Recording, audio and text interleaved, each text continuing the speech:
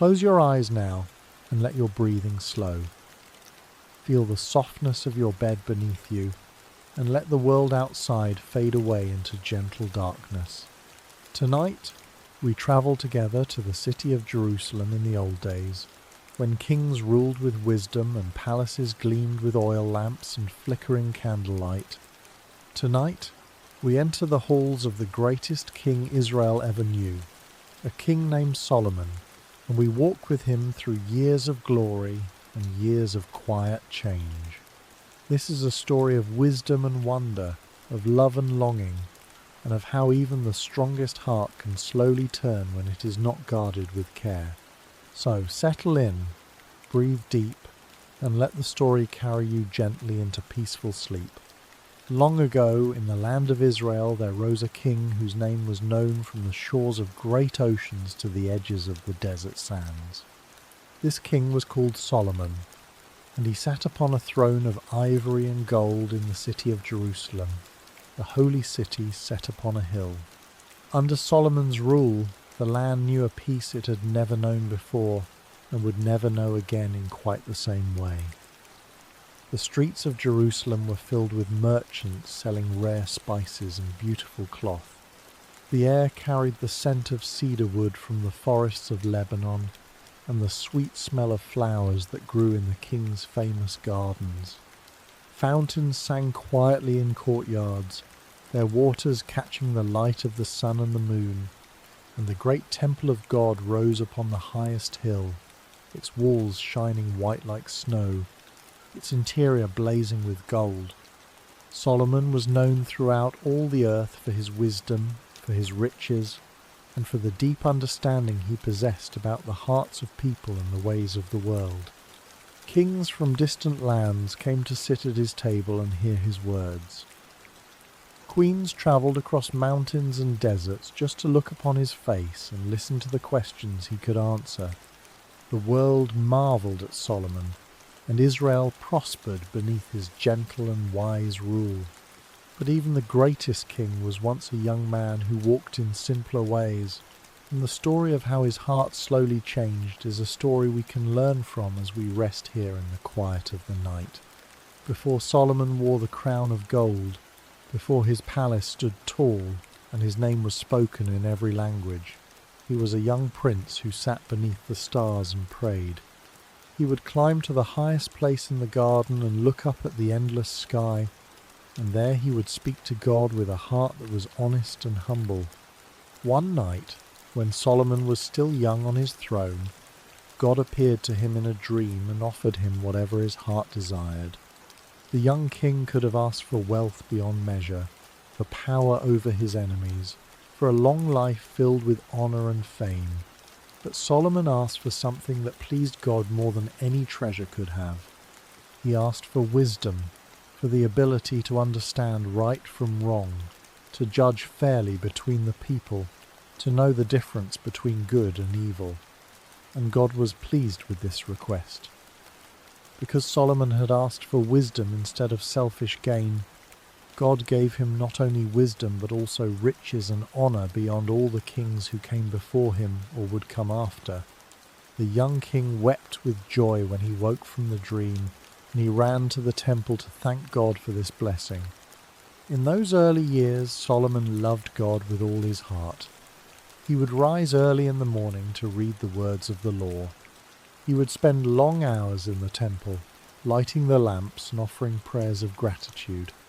The priests knew him as a humble man who bowed his head before the Lord, who sought guidance in times of uncertainty, who found peace in the quiet moments of communion with the divine.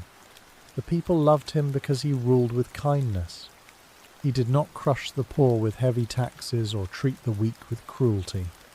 Instead, he listened to their concerns, judged their disputes with fairness, and worked to build a nation where people could live together in harmony. He was the shepherd of Israel, guiding the flock with care and patience.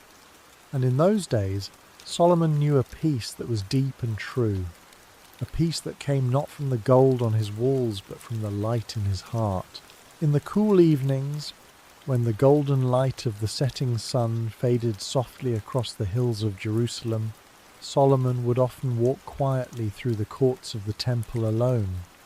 The noise of the city would slowly disappear behind him, replaced by the gentle crackling of oil lamps and the soft rustling of linen robes as priests moved silently through the sacred halls.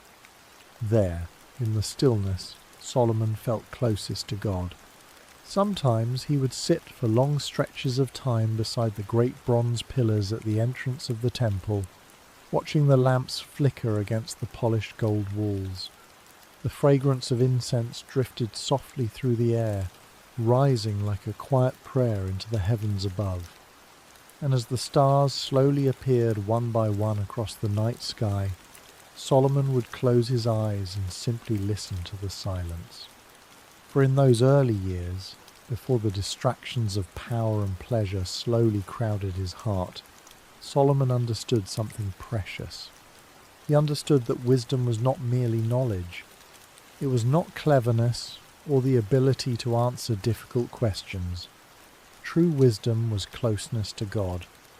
It was a heart that remained humble enough to listen, gentle enough to obey, and quiet enough to hear the voice of truth even when the world grew loud around him. The young king carried this wisdom carefully in those days, like a shepherd carrying a small flame through the darkness, protecting it from the wind. He knew that kingdoms rise and fall, that riches fade, and that even the strongest walls eventually crumble into dust beneath the passing years. But the presence of God, the peace that filled the soul of a faithful heart, was a treasure far greater than gold or silver. And because Solomon walked in this humility, the kingdom flourished around him like a garden watered by gentle rain. Farmers harvested grain in abundance from the fertile fields. Merchants filled the marketplaces with spices, woven cloth, and precious goods from distant lands. Families gathered safely beneath the shade of olive trees and fig branches. Children laughed in the streets of Jerusalem without fear. Travelers journeyed from distant nations just to witness the peace and beauty of Solomon's kingdom with their own eyes. Even the Queen of Sheba, hearing stories of Solomon's wisdom carried across deserts and seas, came to see whether such greatness could truly exist. When she entered Jerusalem and saw the order of his court, the beauty of the temple, the wisdom of his words, and the peace that rested upon the kingdom, she was left speechless with wonder. Yet the greatest treasure Solomon possessed in those days was not the gold in his treasury or the splendor of his palace. It was the quiet purity of his heart. For a heart that walks closely with God carries a certain light within it. It is a peaceful light, gentle and steady, not dazzling like the glitter of jewels or the brightness of royal crowns. It is the kind of light that calms troubled souls and brings comfort to weary hearts. And in those early years, that light shone brightly within Solomon. But even the brightest lamps must be carefully tended. A flame left unattended can slowly grow weaker, not all at once, but little by little, until the room that was once warm and glowing begins to fall into shadow.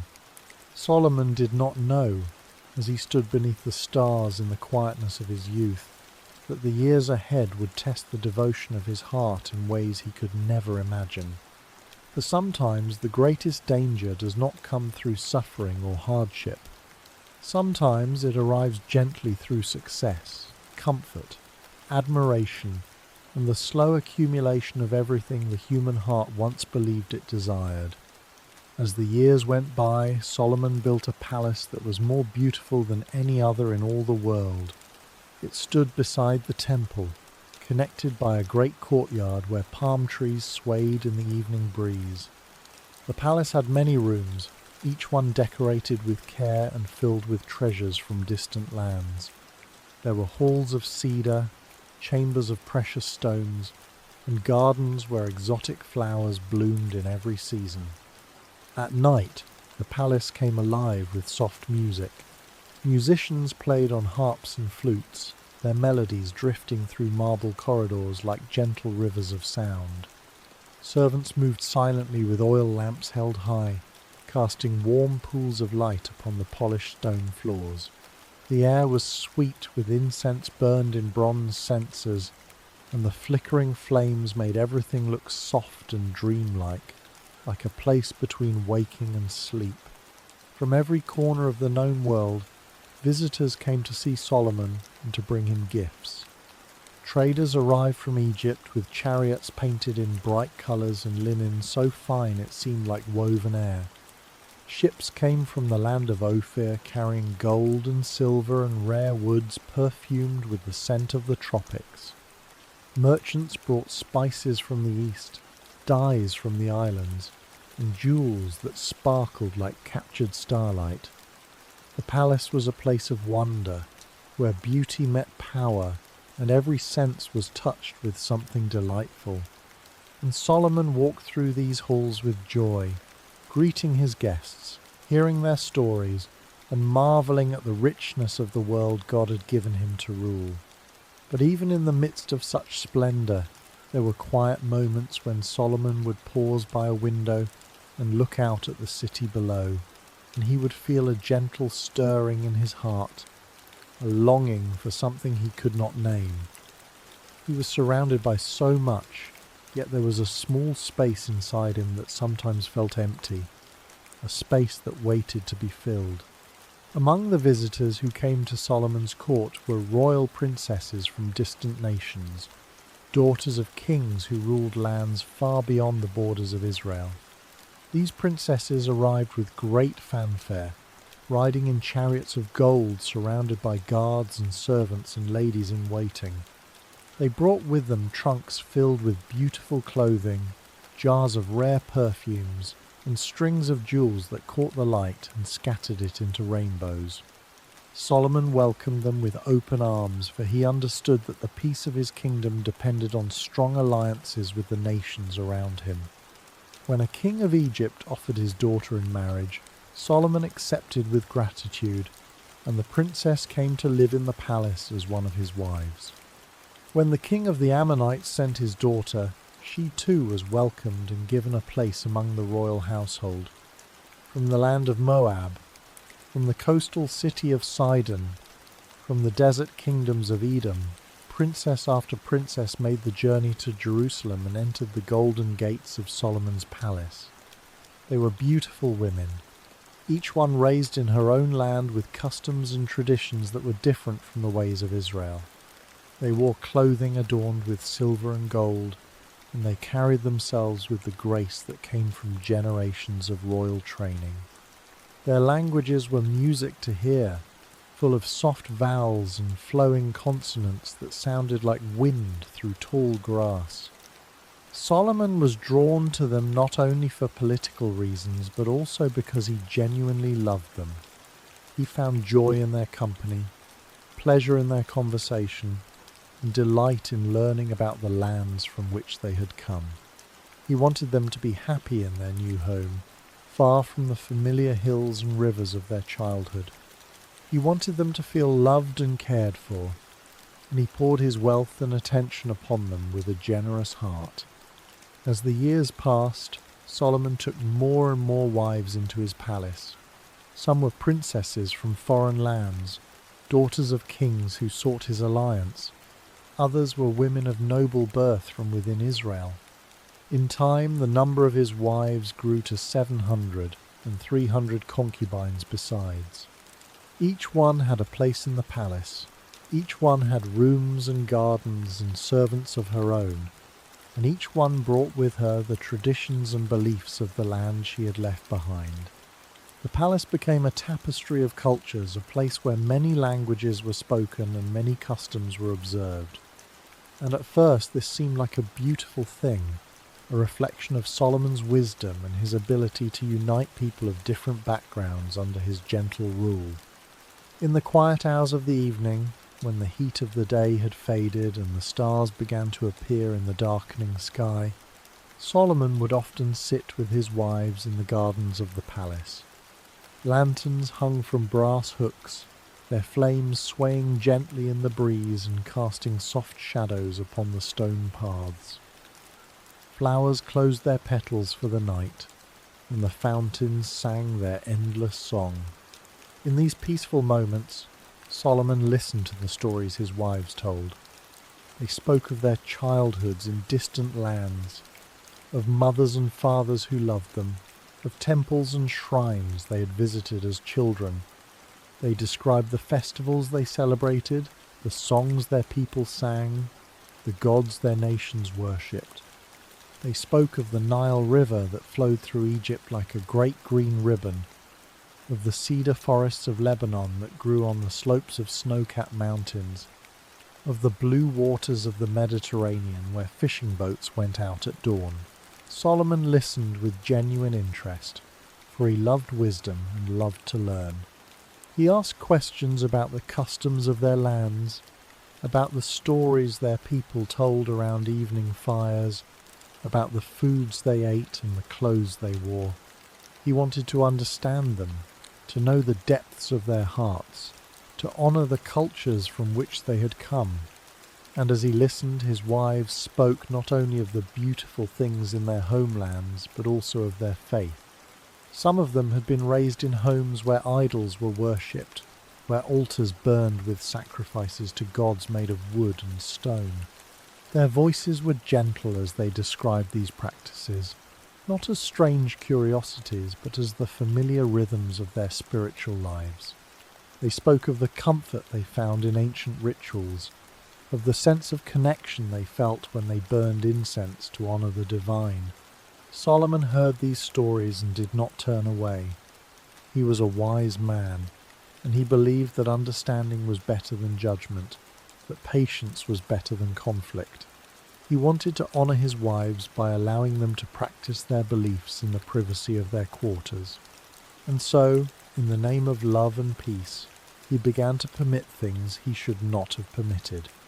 The lamps flickered softly in the night air, and the music of distant harps drifted through the gardens.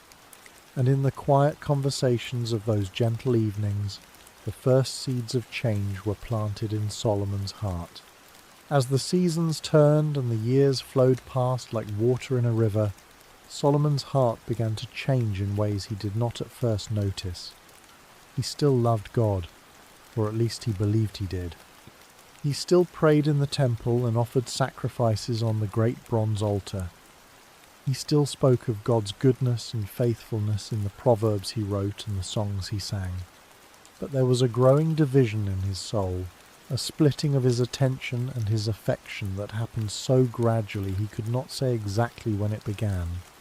At first, it was only a small thing. He would spend a little less time in the morning prayers because there were matters of state to attend to. He would miss an evening in the temple because one of his wives was feeling lonely and needed his company. These seemed like reasonable compromises, the small adjustments any busy king might make in the course of a demanding life. But small adjustments have a way of accumulating, and before Solomon realized what was happening, his days had become so full of other things that there was little room left for the simple devotion of his youth. His heart, which had once pointed toward God like a compass needle toward the north, now pointed in many directions at once. Part of him still loved the God of Israel, the God who had appeared to him in a dream and blessed him with wisdom. Part of him had come to appreciate the beliefs of his wives, to see beauty in their rituals and comfort in their prayers. His attention was divided, his affection spread thin over many loves. And though he did not understand it at the time, this division was slowly weakening the very foundation of his life. The change was quiet, like the slow greying of hair or the gentle deepening of lines upon a face. It was not a dramatic fall, not a sudden rebellion against everything he had once held dear. It was a slow turning away, a gradual shifting of the heart from one thing to another, and it happened in the ordinary moments of life rather than in moments of great crisis. He did not wake one morning and decide to abandon his faith. Instead, he simply drifted, day by day, further from the clear devotion of his early years, and closer to the tangled desires of a heart that wanted to please everyone at once. And the strange thing about drifting is that it rarely feels dangerous while it is happening. The river moves gently at first, almost peacefully, carrying a person so softly that they hardly notice they are no longer standing where they once stood. Solomon still believed himself to be the same man he had always been. He still remembered the dream God had given him in his youth. He still remembered the sacred silence of the temple and the peace he once felt beneath the stars of Jerusalem. Yet memory alone could not keep his heart anchored to the devotion he had once known so well. There were evenings now when Solomon would sit beside one of his foreign wives in a quiet courtyard filled with the fragrance of jasmine and cedarwood. Lantern light flickered softly across polished stone walls, while musicians played gentle melodies somewhere in the distance. And as his wives spoke of the traditions they had known since childhood, of the gods their mothers had worshipped and the prayers whispered in distant temples far from Israel, Solomon listened with curiosity and sympathy. At first, he only listened out of love for them. He wished to understand their hearts, to ease their loneliness in a foreign land, to make them feel welcomed within the walls of his palace. But over time, understanding slowly became acceptance, and acceptance slowly became participation. A king who once stood firmly upon a single path now found himself walking many paths at once, trying to honour every voice around him, without realizing how far his own footsteps had wandered. Sometimes, late at night, when the palace had grown quiet and the servants had extinguished most of the lamps, Solomon would walk alone through the upper terraces overlooking Jerusalem. The city below rested peacefully beneath the stars, its rooftops silver beneath the moonlight. In the distance he could still see the temple standing upon its holy hill, calm and radiant in the darkness. Yet now there were other lights scattered among the surrounding hills as well. Small fires burned beside altars built for foreign gods, their smoke rising gently into the cool night air. And perhaps, deep within himself, Solomon felt a quiet unease he could never fully explain. Not fear exactly, and not open sorrow, but a subtle heaviness, like a song slowly falling out of harmony. The peace he once carried so naturally had become harder to find. His heart was crowded now with many voices, many responsibilities, many desires, and the simple stillness he once knew in the presence of God seemed more distant than before. Yet, even then, Solomon did not fully understand what was happening to him. That is often the way of the human heart. Great changes rarely announce themselves loudly. A divided heart does not break all at once. It separates slowly, almost invisibly, through countless ordinary moments and quiet choices repeated over many years. The king, who had once asked only for wisdom, was now surrounded by every pleasure the world could offer. His tables overflowed with rich foods and sweet wine. His gardens bloomed with rare flowers gathered from distant lands. His treasury held gold beyond measure, and his palace echoed with music, laughter, and endless admiration. Yet the more his outward kingdom expanded, the more his inward peace quietly diminished. For there is a difference between having many things and having a whole heart. Solomon possessed more beauty, wealth, and glory than almost any man who had ever lived, yet the deeper unity of his spirit had begun to fade. His soul, once clear and steady like calm water reflecting the heavens, had become restless beneath the surface, stirred by competing loves and divided loyalties. And still the years continued to pass softly over him, one season following another, as quietly as falling leaves drifting across the palace gardens in autumn. Solomon had always been a king who loved peace. Above all things he wanted harmony in his kingdom, unity among his people, and happiness in his household. He knew that war brought suffering and division, and he had worked hard throughout his reign to build a nation where people of different backgrounds could live together in relative peace. As he took more wives from more nations, this desire for peace grew stronger. He wanted his foreign wives to feel at home in Jerusalem, to not miss their homelands too terribly, to find comfort and joy in their new life. He understood that leaving everything familiar behind, crossing vast distances to live in a strange land, must have been frightening and lonely for these women, and he did not want to add to their burden by demanding they abandon every part of their old lives. And so, to please his wives, Solomon began to make accommodations.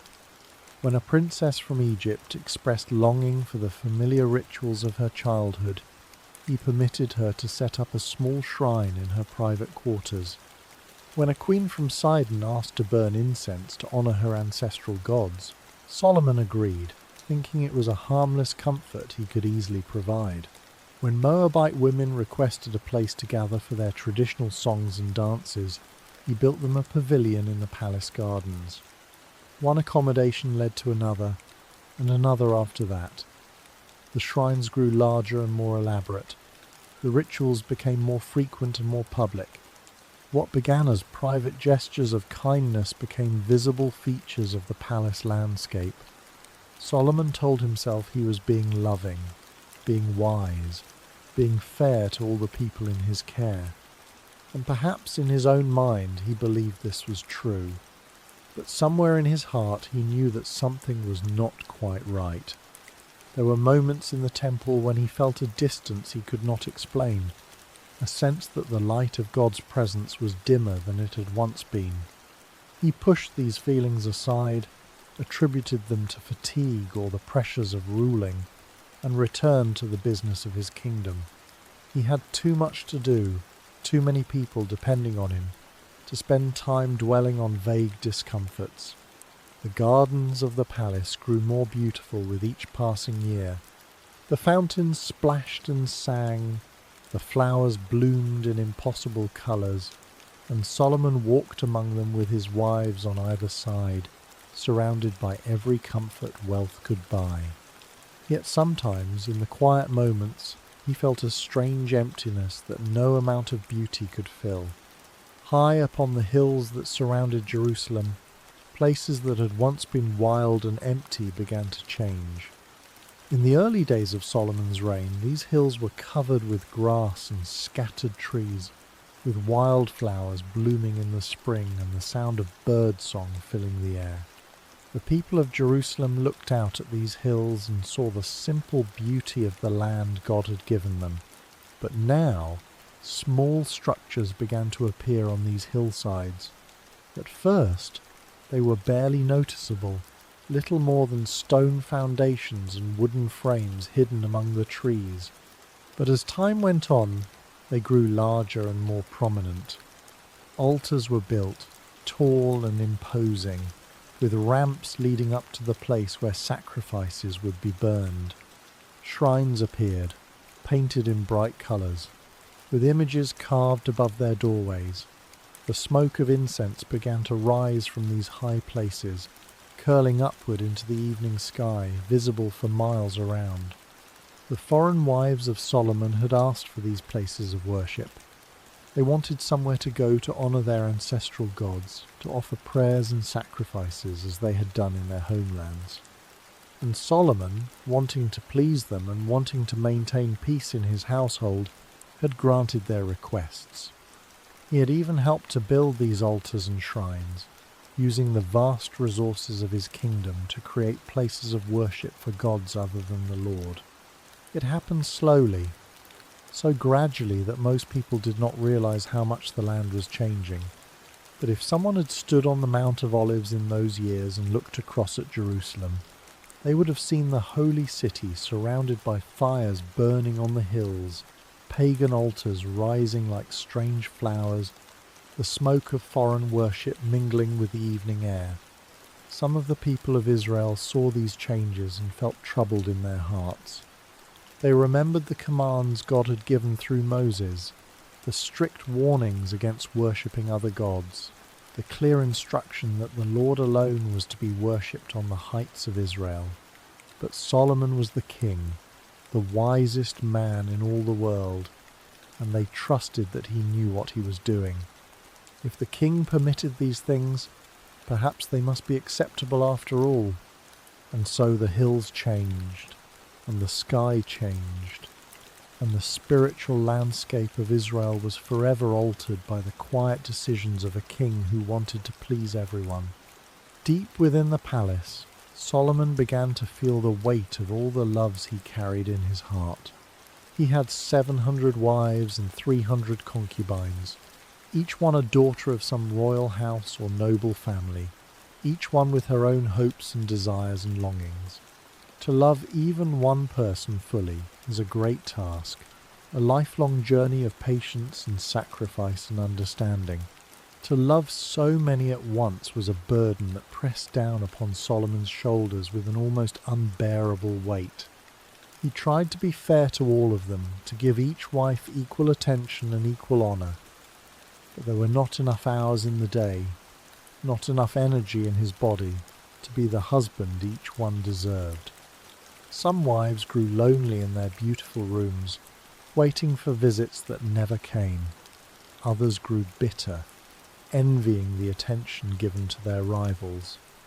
And some, seeing that the king could not be all things to all people, turned to other sources of comfort and meaning, including the old gods of their homelands. Solomon walked through the endless corridors of his palace and heard the faint echo of his own footsteps. He passed by closed doors behind which his wives lived their private lives, practicing their customs and singing their songs and burning their incense. He tried to imagine what lay behind each door, what hopes and disappointments, what prayers and tears. He wanted to be a good husband to all of them, but the very size of his household made this impossible. Music played in the great halls, soft and sweet, but sometimes Solomon heard it as if from a great distance, as if he were listening through water. The beauty around him, which had once filled his heart with joy, now sometimes felt like a heavy garment he could not remove. He had everything his heart could desire, and yet there was a restlessness inside him that no amount of luxury could calm. In the quiet hours of the night, when the palace was finally still and only the fountains kept their endless song, Solomon would sometimes walk alone through the gardens. He would look up at the stars, the same stars that had shone down upon his youth, and he would try to remember what it had felt like when his faith was simple and clear. But those memories seemed far away now, like the memory of a dream upon waking, present but already fading. Sometimes, as he wandered beneath the shadow of olive trees and flowering vines, Solomon would pause beside the quiet pools that reflected the moonlight like silver glass. He would stare into the still water and see the reflection of an aging king looking back at him, a man crowned with glory yet carrying a weariness no earthly treasure could lift. The gold of his kingdom still shone brightly in the eyes of the world, but within his own spirit there was a growing heaviness, difficult to name and harder still to escape. For the heart was never created to carry so many divided affections at once. A human soul can admire many things, can care for many people, can hold compassion for countless lives, but the deepest devotion of the heart longs to rest in one true centre. Solomon's loves had become scattered across too many places, stretched thin across endless responsibilities, endless desires, endless attempts to satisfy every longing around him. And in trying to give himself to everyone, he slowly began to lose the deeper unity within himself. There were nights when he would hear laughter drifting from distant chambers of the palace, soft voices speaking in foreign languages behind carved cedar doors, gentle music rising from hidden courtyards where lanterns glowed through the darkness. Each sound reminded him of the vastness of his household, of the countless lives connected to his own. Yet, instead of comfort, These sounds sometimes deepened his loneliness, for even surrounded by many people, a heart can still feel profoundly alone. His wives each carried memories of distant homes. Some missed the sound of rivers flowing through their childhood cities. Others longed for the temples where their mothers had once prayed. Some carried sadness quietly within them, hidden beneath royal clothing and jewelled crowns. Solomon saw these sorrows and wished to ease them. He wanted every woman beneath his roof to feel safe, honoured and cherished. But no human being, not even the wisest king, can fully satisfy the endless needs of so many hearts. And so the palace became filled with quiet longings. Behind its marble walls lived unspoken disappointments, silent rivalries, hidden tears, and prayers whispered in many different tongues beneath the darkness of night. Some wives lit small lamps before carved idols from their homeland. Others sang ancient songs their mothers had taught them as children. The palace, once centered around the worship of the God of Israel, slowly became a place where many spiritual voices echoed together beneath the same roof. Solomon did not intend for this to happen. He believed he was building peace. He believed he was honoring the women he loved and protecting harmony between nations. Yet every compromise, however gentle it appeared, added another small weight upon his soul. And over many years, those small weights became heavy enough to bend even the heart of the wisest king. There is a quiet sadness in realizing that some burdens are created not by hatred or cruelty, but by excess itself. Too much luxury, too much admiration, too many distractions, too many divided loyalties. Solomon had spent his life gathering beauty, knowledge, wealth, and affection. Yet his spirit had slowly become crowded by the very abundance he once believed would bring fulfillment. The fountains continued their endless murmuring through the gardens. Rare birds slept among the branches of imported trees. Silk curtains stirred gently in the cool night breeze drifting through the palace windows. Everything around Solomon still appeared beautiful and peaceful. Yet beneath the beauty rested a quiet exhaustion, the weariness of a soul carrying more than it was meant to hold. And perhaps, in those lonely midnight walks beneath the stars, Solomon began to understand something that cannot easily be learnt in youth. Earthly love, however beautiful, cannot replace the steady peace that comes from an undivided heart. Wealth cannot quiet every longing. Pleasure cannot heal every loneliness.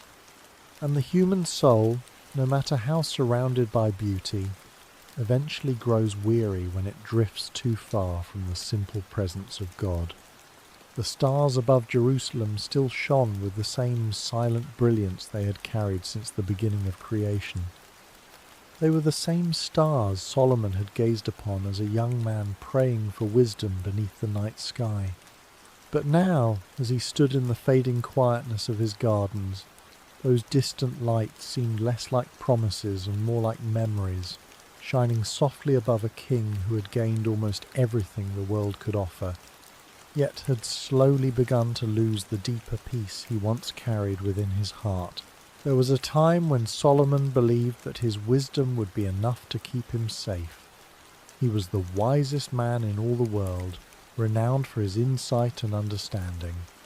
He had written 3,000 proverbs and 1,005 songs, and kings from every nation came to hear his words of wisdom.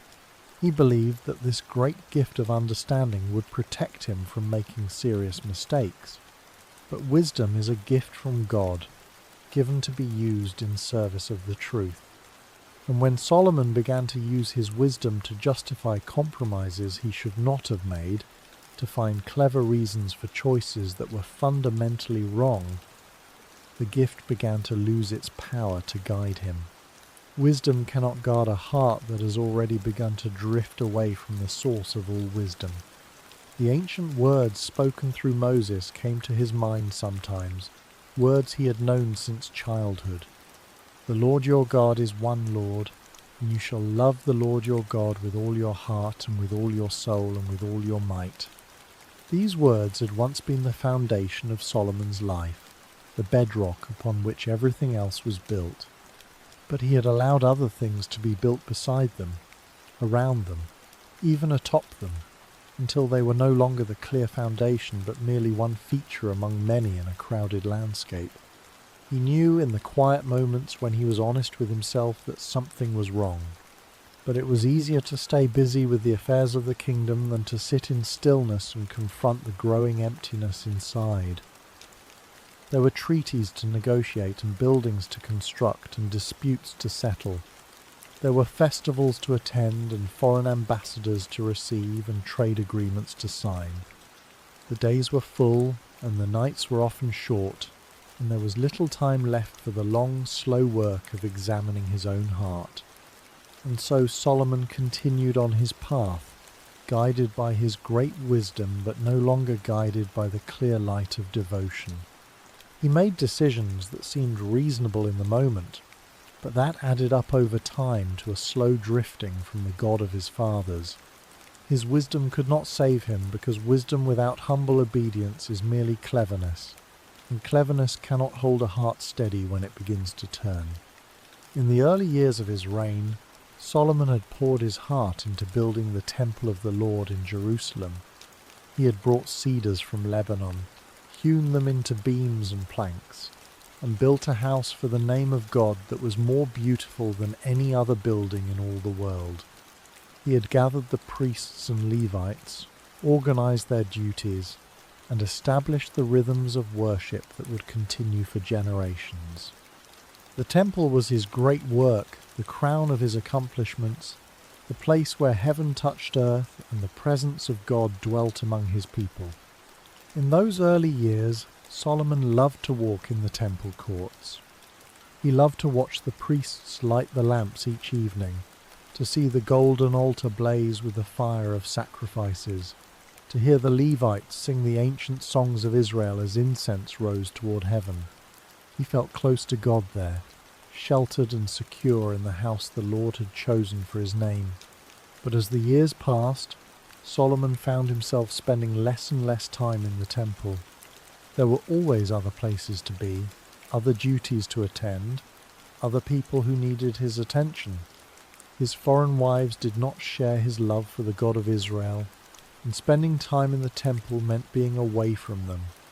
And so the visits grew shorter and less frequent, until eventually the king who had built the temple rarely walked in its courts at all. The temple still stood upon its hill, still blazed with gold and candlelight, still echoed with the voices of priests and Levites performing their sacred duties. But something had changed. The lamps still burned, but their light seemed dimmer somehow. The songs were still sung, but they no longer reached the empty place in Solomon's heart. The presence of God was still there, dwelling between the cherubim above the ark, but Solomon had turned away from that presence, distracted by the cares and pleasures of his complicated life. On quiet nights, if anyone had been watching, they might have seen the lamps of the temple burning alone while the king was elsewhere in the palace. They might have heard the echo of footsteps in the empty courts, a reminder of the devotion that once filled this sacred space. The temple stood waiting, like an old friend who has not been visited in too long, its doors always open, its light always burning, its presence always ready to welcome the one who had wandered away. When the moon rose over Jerusalem in those later years of Solomon's reign, it illuminated scenes that would have been unthinkable in the early days of his rule.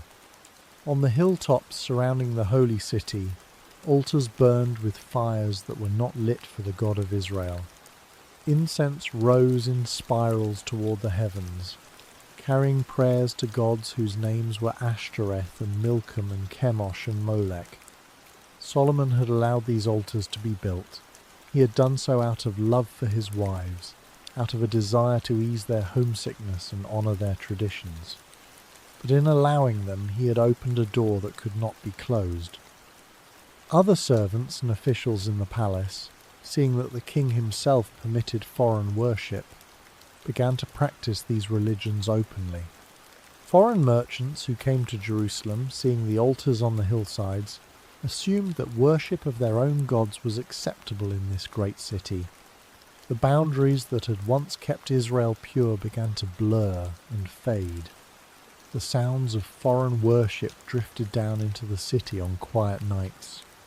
Drums beat in distant rhythms, songs were sung in languages other than Hebrew, and the strange chants of pagan priests rose and fell like the cries of birds. The people of Jerusalem heard these sounds and grew accustomed to them. Some were troubled, remembering the warnings of Moses against following after other gods. But others, especially the young people who had never known a time before the foreign wives came to the palace, saw these practices as simply part of the colourful tapestry of Solomon's kingdom. The Queen of Sheba, who had once travelled so far to marvel at Solomon's wisdom, would not have recognized the Jerusalem of those later years.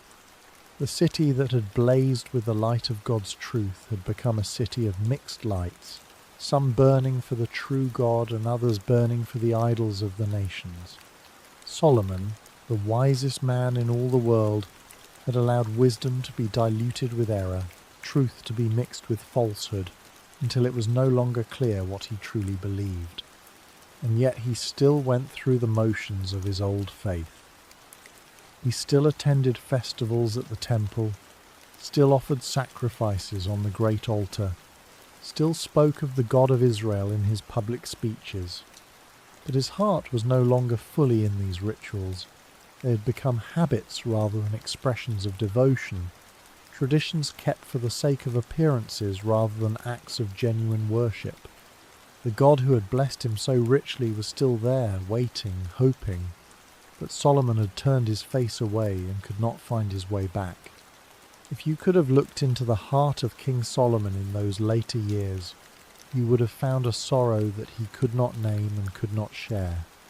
He was the richest man in the world, the most honoured king of his age, surrounded by admirers and supplicants who came from every nation to bask in his wisdom. He had everything a person could possibly desire, and yet there was a restlessness inside him that would not be quieted. He tried to fill the emptiness with beauty. He built more palaces, planted more gardens, commissioned more works of art and music. He accumulated treasures that no one could count, riches that would have taken many lifetimes to spend. He surrounded himself with the finest food and drink, the most beautiful clothing, the most talented musicians and artists and poets. He spared no expense in the pursuit of pleasure and comfort. But none of it satisfied. The palaces were cold and empty. The gardens, for all their beauty, could not fill the void in his heart. The music, however lovely, sometimes made him feel more alone rather than less. He had achieved everything the world had to offer, and yet the world had nothing that could heal the quiet wound in his soul. In the still hours of the night, when sleep would not come, Solomon would walk through the palace alone. He would pass by the chambers of his wives, hearing faint sounds of breathing as they slept, their dreams unknown to him. He would walk out into the gardens, where the fountains sang their endless songs, and he would stand beneath the stars and remember. He remembered the young prince he had been, the one who had climbed to high places to pray beneath the open sky. He remembered the dream in which God had offered him anything his heart desired, and the humble request he had made for wisdom. He remembered the joy of those early years, when faith was simple and devotion was pure, when he had known a peace that nothing could disturb. Where had that peace gone? How had he lost something so precious without even realizing it was slipping away? The questions had no easy answers, and the sorrow they brought was a weight he carried in silence. As Solomon grew older, he found himself returning more and more often to the memories of his youth. They came to him unbidden, rising up from the depths of his mind like bubbles rising through still water. He remembered the scent of the temple courts in the early morning, the smell of incense and burning wood and the faint perfume of flowers growing in the courtyard. He remembered the sound of the Levites singing as the evening sacrifice was offered, their voices rising in harmony to the God who dwelt in the sanctuary. He remembered his father David, the warrior king who had loved God with such fierce devotion. He remembered how David had danced before the Ark of the Covenant with all his might, caring nothing for dignity or propriety, caring only for the joy of being in the presence of the Lord. He remembered the psalms David had written, songs of praise and lament that still echoed in the chambers of every believing heart. David had been a man after God's own heart, a man who stumbled and fell but always returned to the Lord with repentance and faith. Why could Solomon not be more like his father? David had also made mistakes, had also known times of distance from God, but David had always found his way back, always returned to the path of obedience with a broken and contrite heart. Solomon had never fallen so dramatically, had never committed a sin as shocking as David's great sin with Bathsheba, and yet there was a slow drift in his life that David had somehow avoided, a gradual cooling of devotion that David had counteracted with constant effort and prayer. The memories of those early years in Solomon's reign were like pictures in a book that had grown faded with time. The colours had dimmed, the details had grown unclear, and sometimes it was hard to tell what was memory and what was imagination. But the feeling of those memories remained clear and strong, a longing for something lost that could perhaps never be recovered. If only he could go back. If only he could retrace his steps and choose differently at the places where the path had first begun to curve away from the straight way.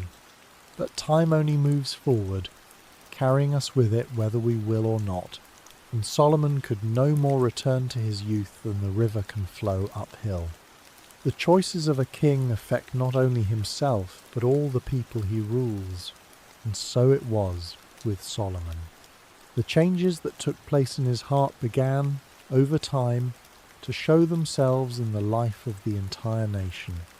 The kingdom that had once been a beacon of faithfulness to the God of Israel slowly began to reflect the divided heart of its ruler. The priests and Levites noticed it first. They saw that the king, who had once been a faithful worshipper, now spent his days occupied with matters far from the temple. They heard rumours of foreign worship practised in the palace, of altars built on the hills, of incense rising to gods other than the Lord.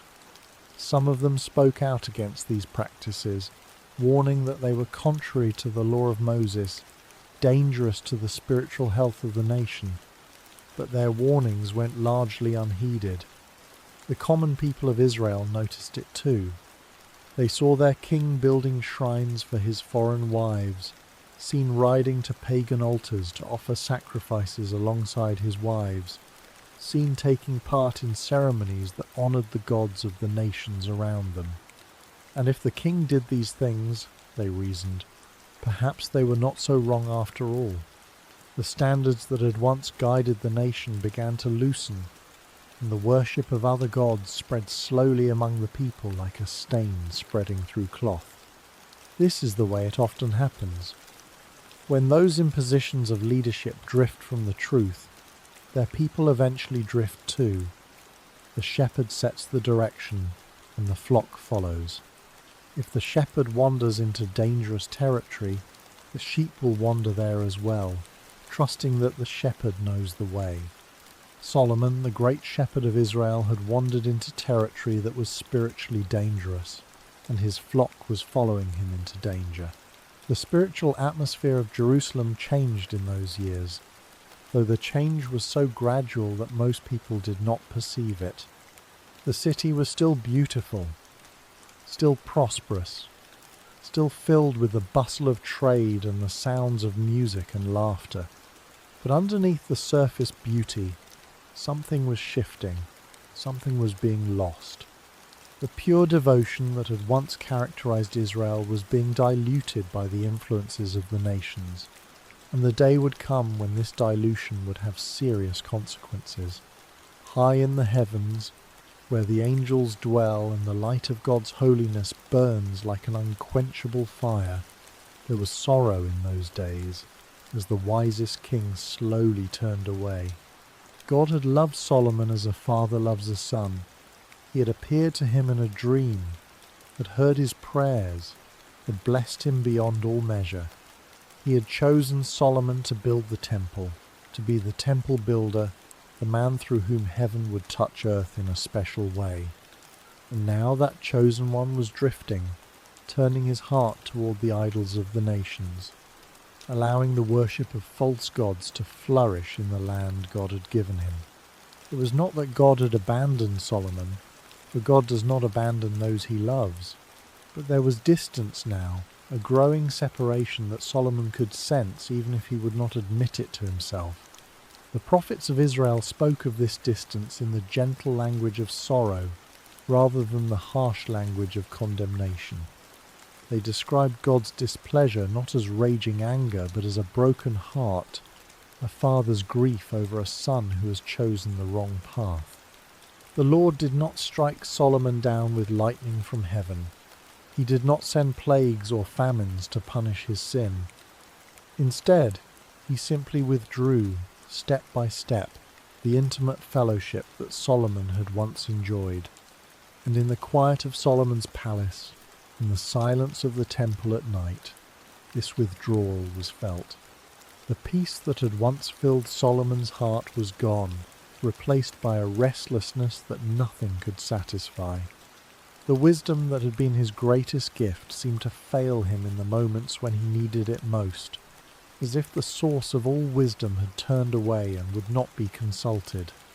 God is patient, and his anger does not burn hot like human anger burns, but his sorrow is deep, and his disappointment is real. He had given Solomon everything, had blessed him beyond all imagination, and Solomon had allowed those blessings to draw him away from the one who gave them. The idols of the nations were nothing, dead wood and cold stone that could not see or hear or act. But Solomon had given his heart to them in small ways, and God saw, and God grieved. The years passed, and Solomon grew old. His hair, which had once been dark and thick, turned grey and then white. His steps, which had once been quick and strong, became slow and careful. His eyes, which had once seen everything with perfect clarity, now looked out at the world through a gentle haze. He walked less through the busy streets of Jerusalem and more through the quiet gardens of his palace. The fountains still splashed and sang, their waters catching the light of the sun and scattering it into diamonds of colour. The flowers still bloomed in their appointed seasons, filling the air with sweetness. The musicians still played their gentle melodies on harps and flutes, though Solomon sometimes asked them to play more softly, for his old ears were sensitive to loud sounds. But there was a sadness about these gardens that had not been there in Solomon's youth. In those early years, the beauty around him had seemed like a gift, a blessing, an expression of the goodness of God. Now, in old age, the same beauty sometimes seemed like a reminder of all he had lost, all the years spent in pursuit of pleasures that could never truly satisfy. He walked among the flowers, and they were beautiful, but they could not fill the emptiness in his heart. His wives came to him sometimes, the ones who had been with him longest, and they sat together in the garden shade and spoke of old times. They spoke of the children they had raised together, now grown and gone to homes of their own. They spoke of the buildings and gardens Solomon had created, wonders of the world that visitors still came from far away to see. They spoke of the early days of their marriage, when everything was new and full of hope. But even in these moments of companionship, Solomon felt alone. There were things he could not say, wounds in his heart that could not be healed by the company of others. He had drifted far from the simple devotion of his youth, and he did not know how to find his way back. The God he had once loved seemed distant now, unreachable, a memory rather than a living presence. He sat in his garden as the sun set over Jerusalem, painting the sky in shades of gold and purple and rose. The world itself is full of gentle distractions. There are endless voices asking for our attention, endless pursuits promising happiness, endless comforts offering satisfaction. One voice says success will satisfy the soul. Another says pleasure is enough. Another says approval from others matters most. These voices are often soft and appealing, not harsh or violent. They invite rather than force. Yet if we listen too long, they slowly drown out the quieter voice of truth speaking within the soul. That is why guarding the heart requires quiet attentiveness. It is not a single decision made once and forgotten forever. It is a daily returning, a daily remembering, a daily choice to remain rooted in what is true, even when countless distractions pull gently in other directions. A healthy heart does not stay healthy by accident. Just as a lamp requires oil to continue burning through the night, the soul requires continual care, reflection, humility, and closeness to God. And yet, even within Solomon's sorrow, there is still something deeply compassionate in this story. His life reminds us that human beings are fragile creatures. We are capable of great wisdom and yet still vulnerable to weakness, capable of deep faith and yet still susceptible to distraction. Solomon's story invites listeners not toward harsh judgment, but toward humble reflection. It reminds us to walk carefully, gently aware of how easily the heart can wander when it is no longer carefully guarded. Perhaps, somewhere in the quietness of his final years, Solomon understood this more clearly than ever before. Perhaps that is why his writings carry so much reflection about vanity, longing, wisdom, and the fleeting nature of earthly things. He had tasted every pleasure, built every monument, gained every honour, and yet still discovered that the human soul was created for something deeper than temporary beauty and passing comfort. And so the lesson remains, quiet and enduring beneath the palace walls of ancient Jerusalem. Hold closely to what is true. Guard the heart gently but faithfully. Pay attention to the small choices, because small paths eventually become long journeys. Stay near to the light while it is still close. For the heart that remains rooted in truth, humility and love will find a peace far deeper than wealth, power, admiration or earthly beauty could ever provide. The palace grows quiet now, and the lamps are being dimmed one by one throughout the halls of Solomon's great house. The musicians have put away their harps, and the fountains sing their last songs of the evening before falling silent for the night. The servants move softly through the corridors, extinguishing candles, closing shutters, preparing the palace for sleep. Jerusalem lies beneath the stars, the holy city cradled in its valley between the hills. The temple on its height is dark now, its golden gates closed, its lamps burning low. The fires on the hilltop altars have burned down to embers, waiting for morning to fan them back into flame. The city sleeps, or tries to sleep, dreaming its dreams of yesterday's glory and tomorrow's uncertainty. And Solomon, the king who once knew such perfect peace, rests now in the quiet of his chambers. He is old, and his body is tired, and his heart carries a weight that sleep cannot lift. But even in his sorrow there is something beautiful about his story. It is the beauty of a human life lived in full, with all its triumphs and failures, its wisdom and its blindness. It is the beauty of a soul learning, however late, that some things are more important than riches and power and the pleasures of the world. As you drift into sleep tonight, Let the story of Solomon rest gently in your heart. Think not of judgment or condemnation, for the story is not meant to frighten but to teach. Think of the gentleness of God's patience, the depth of his love, the length of his arms reaching out to welcome back the one who has wandered. Think of your own heart, the precious heart that beats inside your chest, and resolve to guard it well. Let the night air cool your brow, and the quiet darkness embrace you like a gentle blanket.